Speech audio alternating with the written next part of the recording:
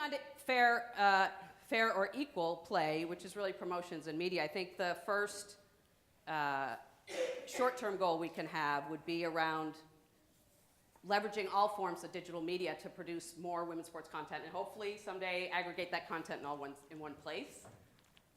Carol and Laura are probably working on that, but that's a thought. And also to make sure the presence of women's sports is consistently promoted at a consistent time and persistently promoted.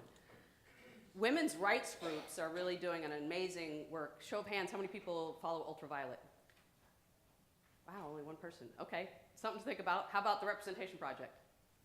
Okay, so this is my world trying to bridge women's rights and women's sports. So those are two good groups that you might want to follow. They're sort of the Olympic level women's rights groups.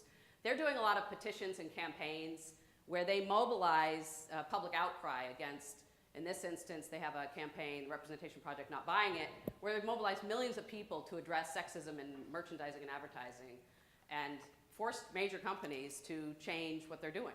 So what would happen in women's sports if we mobilize the fans and public outcry to demand higher quality and quantity and intensity of women's sports coverage?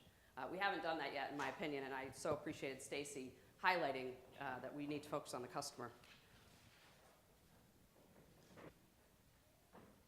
Research also shows that girls' sports participation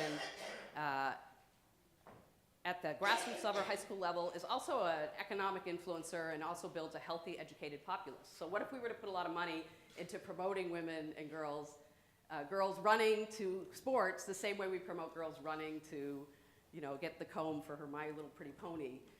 Anita DeFrance always says, give a girl a ball and a doll. And I would add, let's promote the imagery of girls with balls as much as we promote the imagery of girls with dolls and maybe boys with dolls, right? Let's really deconstruct gender there. If she can see it, she can be it. So what can we do collectively to play together to change equal play? What we need to do first is every staff meeting we have to talk about women's sports promotion. We have to talk about how we're building the base. We have to talk about how we're mobilizing the fans. We have to talk about how we can play together and collaborate. These are all things that have been happening in the women's rights space in terms of collaboration that is really starting to shift the needle on some conversations.